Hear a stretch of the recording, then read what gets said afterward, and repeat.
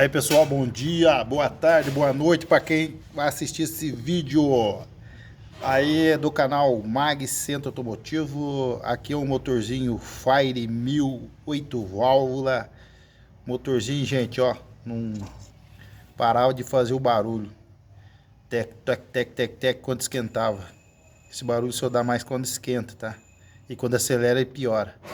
Ele bate saia, o tal de bate saia. Na verdade bate a cabeça do pistão e embaixo também do pistão.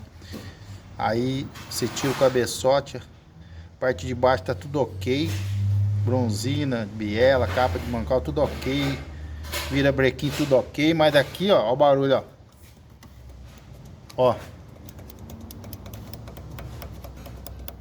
É, viu? Ó. Esse aqui nem tanto, ó. Mas aqui, ó. Ó.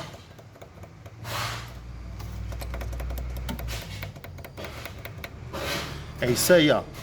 Folga na cabeça do pistão. Vai ter que tirar. Fazer um trabalho de encamisamento. Ou dar uma brunida ali, tirar as diferenças que tem ali. E trocar o pistãozinho. Aí vai ficar show de bola. Um abraço, dá um like aí para ajudar o canal. Para quem precisa também tá vendo esse vídeo, vai ajudar bastante. Você dando um like aí. E também se inscrevendo no nosso canal. Um abraço.